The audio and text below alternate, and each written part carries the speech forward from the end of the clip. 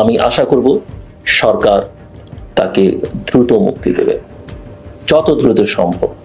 কতগুলো ছোট ছোট বিষয় যেগুলো আমি মনে করি যে আলোচনার দাবি রাখে, টুকরো টুকরো বিষয়, বিচ্ছিন্ন বিষয়, কিন্তু আমি বিষয়গুলো ফুটনোট হিসেবে রেখে দিতে চাই, ফুটনোটের মতো করে আলোচনায় রেখে দিতে চাই, যাতে কখনো না কখনো কেউ বলতে না পারেন যে এই বিষয়গুলো নিয়ে কথা হয়নি বা কথা বলিনি।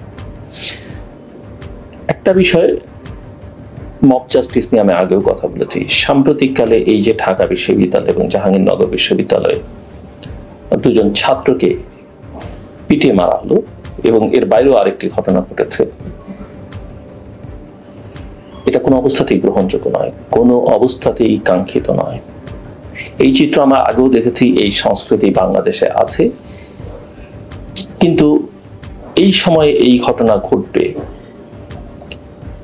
কেন ঘটলো, কারা ঘটালো, সেটা চুলচেরা বিশ্লেষণের দাবি রাখে। আমি মনে করি যে এই ঘটনা পুরোটাই ঘটানো হয়েছে বর্তমান সরকারকে বিপদগ্রস্ত করবার জন্য, ক্ষতিগ্রস্ত করবার জন্য। যে আন্দোলন হয়েছে, যে আত্মত্যাগ হয়েছে জুলাই আগস্টে, সেগুলোকে প্রশ্নবিদ্ধ করবার জন্য। এই ধরনের অবস্থা কোনো অবস্থাতেই গ্রহণযোগ্য নয়। এর জন্য যারা অভিযুক্ত তাদেরকে আইনের আওতায় এনে যথাযথ সুষ্ঠু তদন্তের মাধ্যমে এর যথাযথ বিচার করা দরকার। প্রশ্ন আছে, এই যে ছাত্ররা এখন যা করছে, বা ছাত্রদের নাম নিয়ে যা হচ্ছে, বা বৈষম্য বিরোধী ছাত্র আন্দোলনের নামে সারা দেশে এই সমন্বয়ক, নেতা বা এদের নামে যা হচ্ছে, সেটা কোনো অবস্থাতেই গ্রহণযোগ্য নয়। ছাত্ররা ছাত্র, নিঃসন্দেহে তারা ঐতিহাসিক ভূমিকা পালন করেছে, এবং এই ভূমিকা বাংলাদেশের ইতিহাসে ছাত্ররা এই 24শে জুলাই আর আগস্টে পালন করেছে তা নয়। ছাত্রদের এই ইতিহাস 1952-তে ছিল, এই ইতিহাস 62-তে ছিল। 66-র 6 দফা আন্দোলনকে ছাত্ররাই সামনে পপুলার করেছে, 69-এর গণ অভ্যুত্থানে ছাত্ররা নেতৃত্ব দিয়েছে, 71-এর মুক্তিযুদ্ধে ছাত্ররা ভূমিকা রেখেছে, স্বাধীনতা উত্তর বাংলাদেশে শেখ মুজিবুর রহমানের শাসনের বিরুদ্ধে দাঁড়িয়ে ছাত্ররা রাজনৈতিক সংগঠন করেছে, ছাত্র সংগঠন তারাই প্রতিবাদ প্রতিরোধ করে তুলেছে। এরশাদ বিরোধী আন্দোলনে, যে কোনো অগণতান্ত্রিক আন্দোলনে, 2007-08-এ শেখ হাসিনা বিরোধী আন্দোলনে সবসময় ছাত্ররা উজ্জ্বল ভূমিকা পালন করেছে। এই গত 15 বছরে ছাত্রদের বিভিন্ন সংগঠনের নামে, বিভিন্ন সংগঠনের সঙ্গে যারা যুক্ত, তারা উজ্জ্বল ভূমিকা পালন করেছে। এর বাইরে কোটা বিরোধী আন্দোলনের কথা বলতে পারি, আমরা নিরাপদ সড়ক চাই আন্দোলনের কথা বলতে পারি, রোড সেফটি মুভমেন্ট যেটা, আমরা ভ্যাট বিরোধী আন্দোলনের কথা বলতে পারি। কারণ ছাত্রদের এই ইতিহাস নতুন নয়, আর এই ইতিহাসে শুধু ছাত্ররাই জীবন দেননি, সাধারণ মানুষও জীবন দিয়েছেন। 80 বেশি একেবারেই নিরপরাধ শিশু প্রাণ দিয়েছেন। এবং ছাত্ররা তো আমাদেরই সন্তান, আমাদেরই ভাই, আমাদেরই বোন। কিন্তু এই আন্দোলনের ফায়দা নিতে গিয়ে, বা এই আন্দোলনকে ব্যবহার করে, সাফল্যকে ব্যবহার করে যদি কেউ অন্যায় কিছু করেন, সেটা কোনো অবস্থাতেই গ্রহণযোগ্য নয়। ভালো দিক যে শিক্ষা প্রতিষ্ঠানগুলো খুলে দেওয়া হচ্ছে, আমরা আশা করব যে দ্রুত শিক্ষা কার্যক্রম পূর্ণোদ্যমে চালু হবে এবং ছাত্ররা তাদের মূল কাজে মনোনিবেশ করবে। নিঃসন্দেহে বাংলাদেশে যদি ভবিষ্যতে কোনো সংকট তৈরি হয়, তারা আবার সামনে আসবে। ছাত্ররা দল করবে। ছাত্ররা কিভাবে দল করবে? এর মানে কি একটা রাজনৈতিক দলই ছাত্ররা তৈরি করলে যারাই ভবিষ্যতে বাংলাদেশের ছাত্র হবে, এখনো যারা ছাত্র, সবাই সেই দল করবে? কোনো অবস্থাতেই না। এক এক ছাত্রের এক এক আদর্শ, এক এক রাজনৈতিক দল তারা করবে। এই ছাত্ররা কিছুদিন পর, এখন যারা দল করবেন তারা কিছুদিন পর ছাত্র থাকবেন না।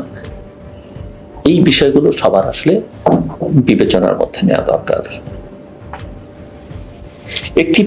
একটি প্রসঙ্গ আমাকে খুব হতাশ করেছে, অনেক কিছু হতাশ করে, আবার অনেক আশা জাগানিয়া ঘটনা আছে। আমার এই কথা শুনে অনেকে অসন্তুষ্ট হতে পারেন আমি জানি, কিন্তু আমি কোনোভাবেই মানতে পারি না সাবেক পরিকল্পনা মন্ত্রী আওয়ামী লীগের আমলের সংসদ সদস্য এম এ মান্নানের গ্রেফতার। আওয়ামী লীগ করা কারো কোনো অপরাধ হতে পারে না, নিঃসন্দেহে আওয়ামী লীগ একটা ফ্যাসিস্ট রাজনৈতিক দলে পরিণত হয়েছিল, কিন্তু আওয়ামী লীগ তো আজকের দল না, বাংলাদেশের অনেক পুরনো দল। এই আওয়ামী লীগের অনেক ইতিহাস আছে, ঐতিহ্য আছে, ভালো দিক আছে, খারাপ দিকও তার আছে। আওয়ামী লীগ একসময় নিজেকে বিলুপ্ত করে বাকশাল করেছে, একটা খারাপ দিক। আওয়ামী লীগের মধ্যে একটা ফ্যাসিজমের চেহারা আছে, সেটা খারাপ দিক। গত 15 বছরের শাসন খারাপ দিক, কিন্তু আওয়ামী লীগে কি ভালো নেতা, রাজনৈতিক কর্মী, সমর্থক নেই সারা দেশে?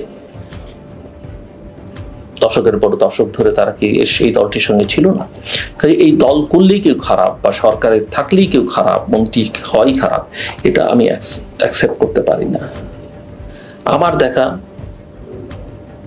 আওয়ামী লীগ আমলের নেতাদের মধ্যে এম এ মান্নান অত্যন্ত সজ্জন একজন ব্যক্তি। একসময় একজন আমলা ছিলেন, পরে রাজনীতিতে যুক্ত হয়েছেন।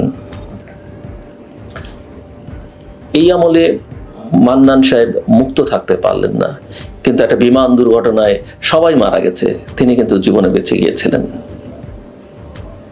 সৃষ্টিকর্তাও তার প্রতি সহায় ছিল। তার বিরুদ্ধে কোনো দুর্নীতির অভিযোগ নেই। যে মামলায় তাকে, এখন তো কথায় কথায় হত্যা মামলা, এই মামলা কোনটা টিকবে না আমরা কেউই নিশ্চিত নই। কথায় কথায় মামলা, এবং বলাও হয়েছে তদন্ত ছাড়া কাউকে গ্রেপ্তার করা হবে না। ওনাকে গ্রেপ্তার করা হলো 19 জন আসামি, বাকি কাউকে গ্রেপ্তার করা হলো না, ওনাকে গ্রেপ্তার করা হলো। এবং উনি যে শেখ হাসিনার গুডবুকে ছিলেন তাও নয়,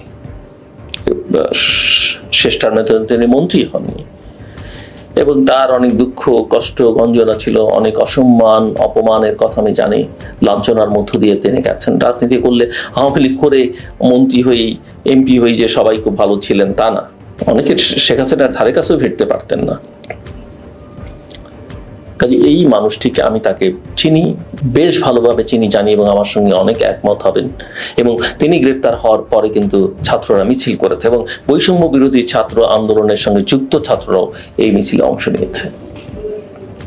আমি আশা করব সরকার তাকে দ্রুত মুক্তি দেবে, যত দ্রুত সম্ভব, এবং সরকার উদ্যোগ নিয়ে সেটা করবে, এটা আমি আশা করব। মান্নান সাহেব গ্রেপ্তার হন, কিন্তু আওয়ামী লীগের অনেক অপরাধী, চিহ্নিত অপরাধী মানুষ, যাদেরকে ঘৃণা করে, একেবারে শেষ মুহূর্তে শেখ হাসিনার পতনের আগ মুহূর্তে যারা দাপট দেখিয়েছে, রক্তচক্ষু দেখিয়েছে, ঔদ্ধত্য দেখিয়েছে, সরকারের মন্ত্রিসভা ছিলেন একাধিক, তারা দেশ ছেড়ে চলে গেছেন। কারা তাদের পার করে দিল, কিভাবে তারা দেশ ছাড়তে পারলেন, এগুলো কিন্তু বড় প্রশ্ন। এগুলো খুঁজে বের করা দরকার। দল বিবেচনা না করে প্রত্যেকের অপরাধ আছে, যার অপরাধ আছে তাদের অপরাধকে চিহ্নিত করে সেই অপরাধের শাস্তির ব্যবস্থা করা হোক। অপরাধী খোঁজার দরকার নেই আমাদেরকে। আমরা নাম বললাম, একজন অপরাধী, একজন একটা কমপ্লেন করলো, উনি ওই অপরাধ করেছেন, এভাবে দেখার দরকার নেই। আমি মনে করি এই জিনিসগুলো এখনো সরকার খুব একটা স্টেবল না, সরকারের অনেক দুর্বলতা আছে, কিন্তু আমাদেরকে একটা গণতান্ত্রিক প্রক্রিয়ার মধ্যে এখন বাংলাদেশে মানুষ স্বাধীনভাবে কথা বলতে পারে, আবার স্বাধীনভাবে যা খুশি করা সেটাও সমীচীন নয়। আমরা চাই বাংলাদেশ একটা আনুষ্ঠানিক গণতান্ত্রিক ব্যবস্থার মধ্যে এই সরকারের হাত ধরে প্রবেশ করবে এবং দ্রুততার সঙ্গে করবে, এবং সরকারে যারা আছেন তাদের জন্য সেটা কল্যাণকর হবে। তার আগ পর্যন্ত সবাই মিলে সরকারকে সহযোগিতা করুন, এবং যার যা অপরাধ আছে সেই অপরাধগুলো চিহ্নিত করুন, এবং সবাইকে ধরার কারণে দৃষ্টান্তমূলক কিছু শাস্তির ব্যবস্থা করুন। এই ব্যবসায়ীকে ধরতে হবে, ওকে ধরতে হবে, ওকে মারতে হবে, ওকে কাটতে হবে, তার ক্ষেত্রে দেশের ব্যবসা বাণিজ্য, অর্থনীতিও শেষ হয়ে যাবে। এগুলো আমাদের বিবেচনায় রাখা দরকার। এই বিষয়গুলো নিয়ে আরো বিস্তারিত আমি ভবিষ্যতে আলোচনা করব।